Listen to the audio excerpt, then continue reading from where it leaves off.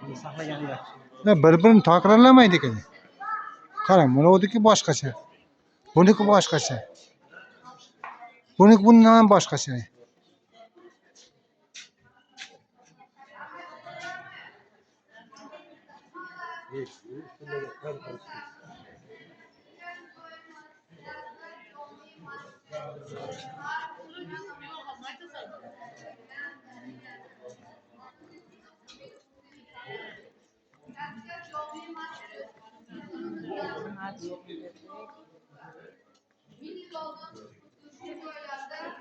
Xorazm shohlar davlati bo'lib o'tgan. Poytaxt Ko'knurganch deganimiz Turkmaniston yo'llariga qarshi. Ana u paytida bu yerlarda oddiy aholi yashab turgan, kundalik namozlar uchun masjidlar qurilgan. Afsuski masjidlarimiz 10-asrda qurilgan bo'lsa-da, o'sha oradagi tabiat hodisalari, janglar, yog'ingarchiliklar tufayli masjid saqlanmaydi.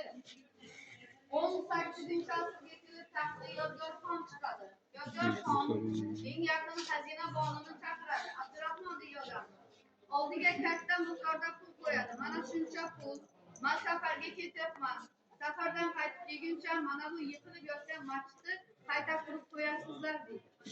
Yodgorxon safarga ketadi. Abdurahmon masjid qurishni boshlaydi.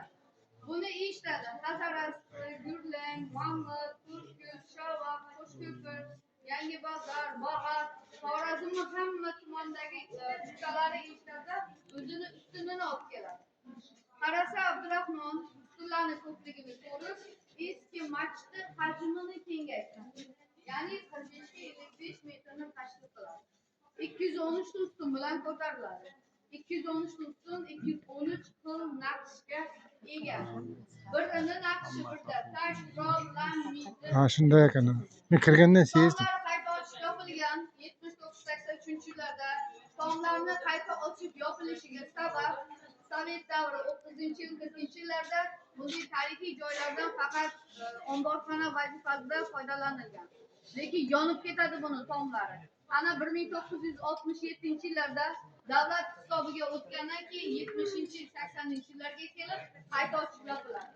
Tepadagi ochiq joylari shu yerdagi aholiga yorug'lik tushsin degan maqsadda ham havosini almashtirish uchun mo'ljallangan. Ustunlar orasida 6 dona ustunimiz bor. Bular 10-asrga oid. Bu yerda ikkita, orqangizda ikkita, ochiq turgan tarafda ikkitasi bor. Bular 10-asrga oid ustunlar. 1000 yoshdan o'tgan. Mana shular. Yog'ochi gujum daraxti deydi. Gujum bu sizda qayrovor, yo bo'lmasa sizda qayrovor. Ana bu ustunlarimiz sizda endi faqat sizlar bizdan xorazmliklarning shevamiz bo'lsa-da, maktablarda ta'lim jarayonida adabiy shevada o'qitiladi. Lekin gaplashishda xorazm shevasida. Demak, bu ustunlar bizda ustun emas, bizda o'ra deydi buni. O'rada sizda shukurchaga aytamiz. O'rada bizda mana shu narsani aytamiz. Mana bu gujum daraxtlar ko'chalarda ko'rib kelayotgan bo'lsangiz, kiyib ham ko'rgan bo'lishingiz kerak, erkaklar boshingizga cho'girma. Xuddi cho'girmaga o'xshab o'sadi bu daraxt. Bunday shoxalab o'smaydi. Bu daraxtimiz shunday bir uzoq muddatda o'sadi ekanki, 100 yil, 200 yil, hattoki 500 yil ham umr ko'radi ekan. Shuning uchun bu daraxtni ekkan inson soyasida o'tira olmaydi. Umri o'tib ketadi. Ana o'sha davrlarda bu gujum daraxtlarimizni shunday qiyos qilishadiki, uydagi yangi kelinlarimizga ota-bobolarimiz shunday qiyos qilishadi. Bu gujum daraxtiga qiyoslab. Gujumday soya bersin, uzumday meva bersin, boshi oshaq bo'lsin, tili yumshoq bo'lsin, manglayi oy bo'lsin, guyi boy bo'lsin deydi. Bu degani xorazmlik qizlar kelin bu xonadonlarga borgandan keyin qaynonani hurmati, qaynotani, qaynog'alar, qaynoqalarni hurmati uchun gaplashilmaydi.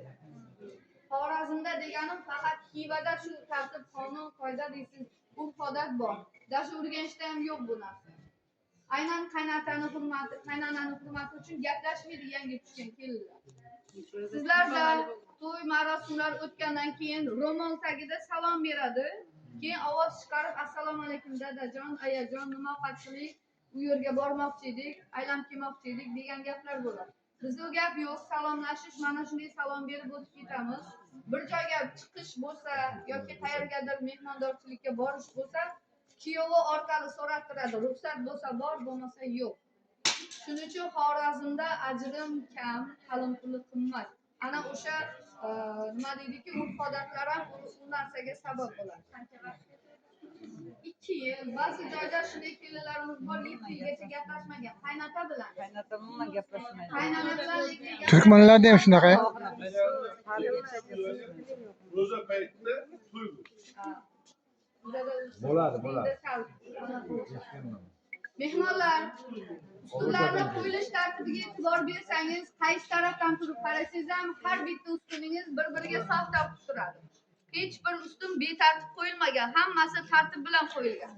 Bu ustunlarning qo'yilishiga sabab shuki, o'sha oralikda, orqada, burchakda o'tirgan aholi namoz paytida qibla oldidagi imom harakatini ko'rish uchun ekan. Mehmon oyoq kiyim yechib turiladi. O'rtada oq marmarda ishlangan ehson qozoni, ehsonlar joylashgan.